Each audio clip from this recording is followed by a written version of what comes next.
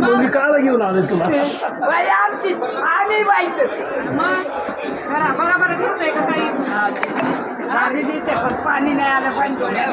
त्यांना तुम्हाला एक ड्रॉप देते हे अथर्व ड्रॉप दे एक ड्रॉप पाणी येते डोळ्यात मला हे बाळा आजी नाही का मला काहीतरी भेटलं ना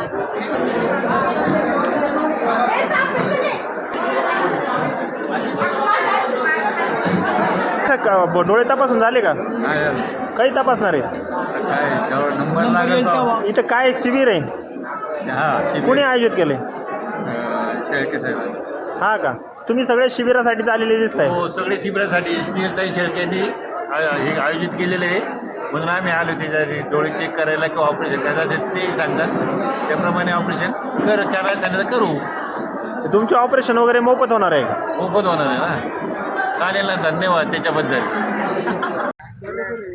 नंबर दिलाय त्यांनी पण ते येतील जायला फाट्याला एक म्हणते बेल्याला आहे काय ऑपरेशनचं हा नाही ऑपरेशन होईल कॉलेजवरती तुमचा नंबर दिलाय ना हा. मग ते देतील नंबरवरती फोन येईल तुम्हाला असं ना कॉलेजवरती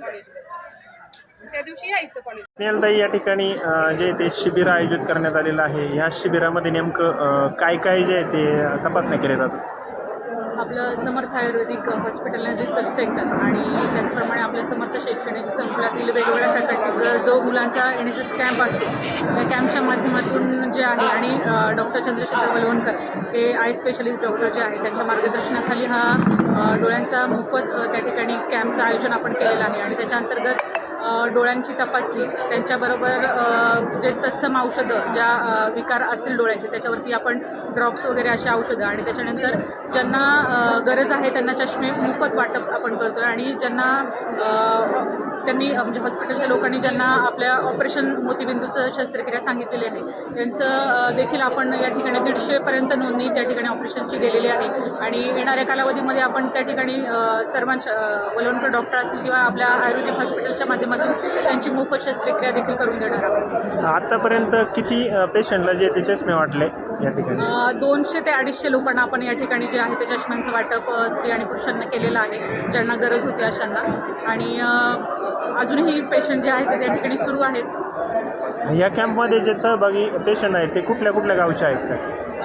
मी आता माहिती घेतली आहे राजुरीतून बऱ्याच मोठ्या संख्येने जे आहे ते पेशंट या ठिकाणी आलेले आहेत त्याच्याबरोबर जे आहे ते पठार भागातून पण जे नळावण्यापासून देखील त्या ठिकाणी नळावण्याचे पेशंट आलेले आहेत बेल्ह्यातून काही पेशंट आलेले आहेत इकडे मंगरूळ साकोरी त्या भागातून देखील पेशंट आलेले आहेत या हा तर कॅम्प डोळ्यांचा झाला परंतु इथं या कॅम्पमध्ये असं आढळण्यात येते का बाकीचे पेशंट बाकीच्या आजाराचे जे आहे त्यासाठी काही वेगळा कॅम्प होणार आहे का पुढील काळात मी आता तसंही मतदारसंघात जेव्हा फिरते आणि इथंही मी काही महिला भगिनी त्या ठिकाणी बघितल्यात तर गुडघ्यांचा मोस्टली जे आहे ते गुडघ्यांचे पेशंट फार मोठ्या प्रमाणावरती आहेत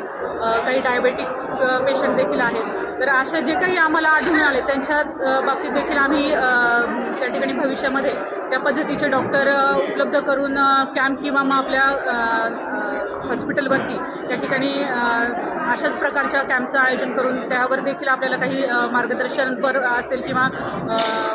डॉक्टर आणून त्या ठिकाणी काही उपचार करता आले तर त्या दृष्टीने देखील आम्ही प्रयत्न करू या ठिकाणी हा कॅम्प राबवताना नेमकं तुमच्या मनाला काय वाटतं मनाला खरं सांगा तुम्ही बघताय मी सकाळपासूनच या ठिकाणी जे आहे ते त्या ठिकाणी सर्वच पेशंट म्हणजे आता ज्येष्ठ बघितलं तर आपल्या फार मोठ्या संख्येने ज्येष्ठ आणि काही आपण लहान मुलं देखील या ठिकाणी बघतोय मध्यमवर्गीय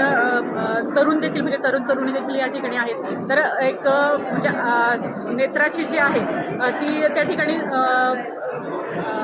नेत्र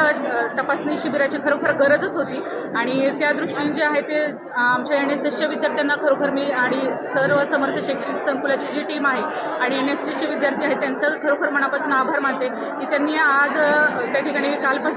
कालपर्यंत जे आहे ते राजुरी भागामध्ये फिरून आणि ज्या त्या कार्यकर्त्यांच्या माध्यमातून देखील आपण त्या ठिकाणी सर्व माहिती दिली की नेत्र शिबिर अशा प्रकारचे आपल्या या ठिकाणी होते आणि त्यानंतर खूप असा मोठा उत्स्फूर्त प्रतिसाद या ठिकाणी शिबिराला मिळाला आहे तर मनापासून खरोखरच आनंद होतो की आपण त्यांच्या जीवनामध्ये जे आहे ते काहींना जाऊ शकत नाही बरेच या ठिकाणी ज्येष्ठ नागरिक आहेत काही मुलं आहेत काही परिस्थितीमुळे तर काही आपल्या ज्येष्ठत्वामुळे त्या ठिकाणी जाऊ शकत नाही तर त्यांना देखील ह्या शिबिराचा लाभ होतो याचा खरोखर मनाशी आनंद आहे धन्यवाद.